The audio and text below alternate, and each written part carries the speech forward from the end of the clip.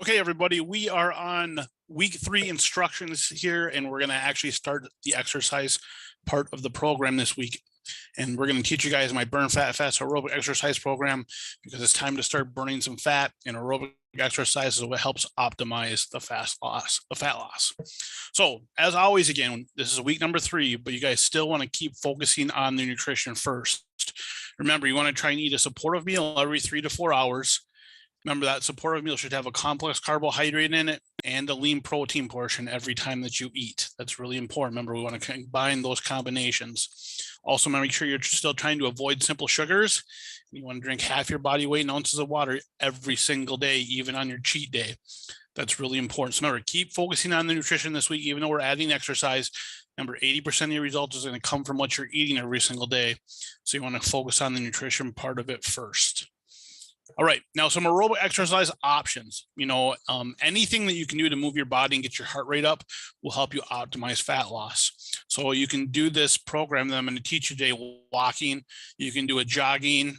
You can do it like on a treadmill, an elliptical, an exercise bike, or you could just do like bodyweight exercises on an aerobic video if you wanted to.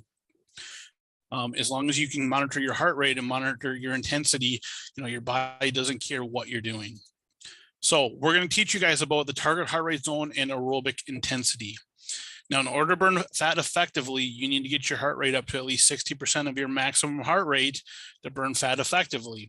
And typically you want to, when you get going on this, you want to be anywhere between 60 and 85% of your maximum heart rate to make sure you're optimizing the fat loss when you're doing this. So I'm going to teach you guys what's called the Kevorkian formula. This is the formula that uses your resting heart rate. It's a little bit more precise compared to just taking your maximum heart rate and multiplying it by 60%, and then take your maximum heart rate and multiplying it by like 85%. It's a little more precise because if one woman's resting heart rate is 60 beats per minute and another woman's is 90, that's really going to make a difference where you should be at when you're exercising. So step number 1 is you got to find your maximum heart rate. You guys want to make sure you're writing this down. And the great thing about video here is you guys can pause the video as you're watching this. So you want to find out your maximum heart rate. And all you got to do is take 220 and subtract your age. And that's your age predicted maximum heart rate. That's the most that your heart can beat physically in 1 minute. Step number 2 then is you want to find your resting heart rate. Now, if you're a nurse, I'm assuming you know how to find your pulse. What you do is you just sit down for 5-10 minutes, like or do this right away in the morning after you wake up. Sit down for 5 minutes, find your pulse, and take it for 1 minute. Or the easiest and the best way, in my opinion, is use a heart rate monitor, and we'll talk more about that in a second. Step number 3 then is you want to take your maximum heart rate and subtract your resting heart rate. And the calculation that you get from that is going to be called your heart rate reserve number. You don't need to know much more than that at this point. Step number 4 then is you take your heart rate reserve and you multiply it by whatever percent that you want to be at when you're exercising. So to figure out the low end of the target heart rate zone, we're going to multiply that by 60%. And then that calculation, you add your resting heart rate to it. And that'll be the low end of the zone for you, is 60% of your heart rate when you're exercising in beats per minute. Step number 5 then is we want to find the high end of the zone. So you take your heart rate reserve number, multiply that by 80% or 85%, and then you add your resting heart rate to that calculation. And again, that is going to go ahead and give you the high end of your target heart rate zone.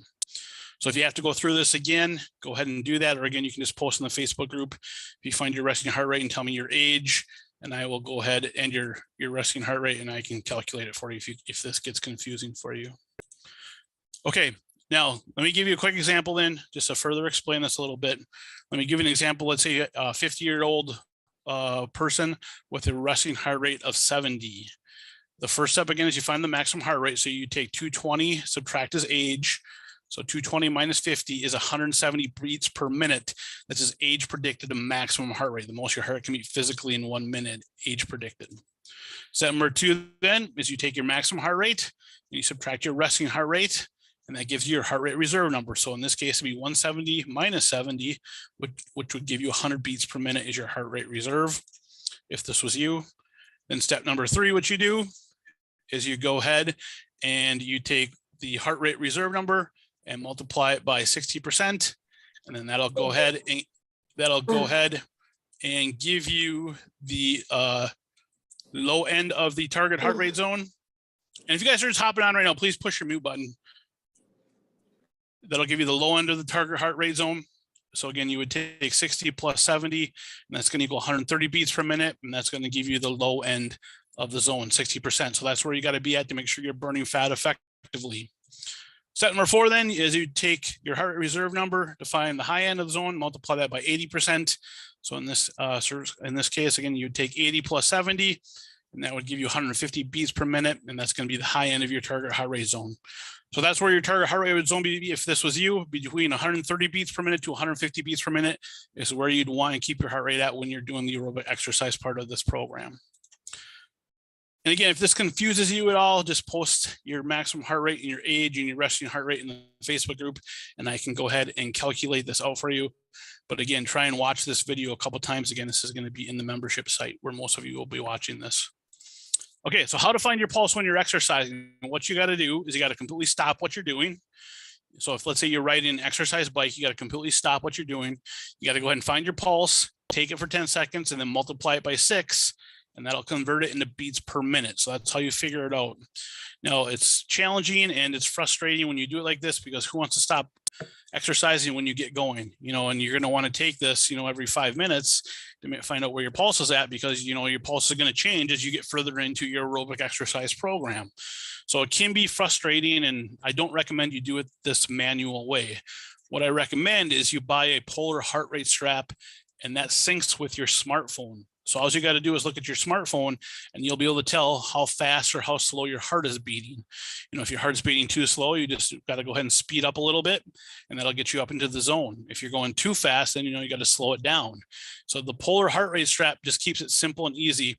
And the reason why I recommend the polar heart rate straps, I've been using them for over 20 years. They're like the top of the line, and they're the one that I use right now myself. So this is what they look like. All you got to do is buy the strap, and then it just adjusts around your chest, below your chest, and right in line with your heart, and it syncs right to your smartphone. So it's really nice to have. So again, now when you also wear these straps, they do sync to cardio equipment at a health club or a gym if you are a member of a gym.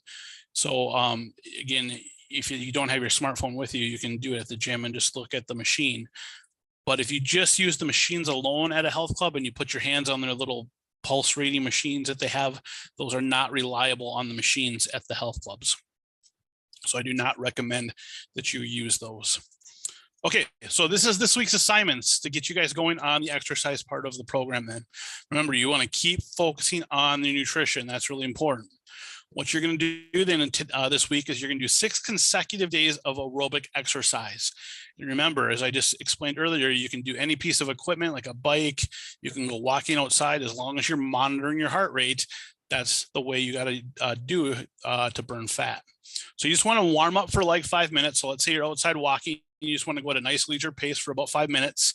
And then once your heart rate gets up to 60% of your maximum heart rate, I want you guys to hold that for 12 to 15 minutes.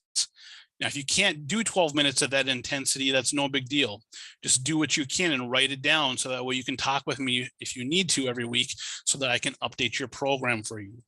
But it's pretty, once you get your heart rate up to 60% of your maximum heart rate, it's pretty simple and easy to keep it there. Most people have to slow down their pace a little bit so that it doesn't get too high. And I don't want you guys to go faster than 60% of your maximum heart rate. Keep it at between 60, no more than 70% of your maximum heart rate. The lower you can keep it, the better you'll have for fat loss at this point in the program. But try and do 12 minutes, no more than 15 minutes. That's all I want you to do this week. And then the reason why we don't want to do anymore is we want to make this a progressive program. If you try to do 45 minutes to an hour right now, you're going to have nowhere to progress to, and you're going to plateau really quickly. So we want to start at the base level and work our way up. Now, when you guys get done doing the 12 to 15 minutes at 60% of your maximum heart rate, you just want to slowly cool down for 3 to 5 minutes, slowly slow down your pace each minute. And they recommend you get your heart rate to 100 beats or less before you completely stop what you're doing. That can take a long time for most people. So I just suggest that you cool down for 3 or 5 minutes, make sure your heart rate's dropped quite a bit. And then you want to make sure that you guys stretch. There are stretching exercise videos in this week 3 instructions on the membership site. So those are the exercises and the stretches you should do when you are done exercising. Now, we want to do 6 consecutive days of this aerobic exercise plan, and then we want to take 1 day off as a rest day. And that's what we're going to do for this whole entire program. one day out of the whole entire week, you're not going to exercise. Now that should be the same day as your cheat day or your free day with the nutrition program as well. So typically, if you guys are weighing in on Saturdays, again, that would be your rest day with the exercise, and that's your cheat day with the nutrition program. Okay, so that's pretty much it for week 3's instructions. I'm sure you guys are going to have some questions that you can post in the Facebook group for me, but make sure again you guys are watching this on the membership site, and then again you guys can ask questions on the weekly coaching calls if you need to, or in the membership site.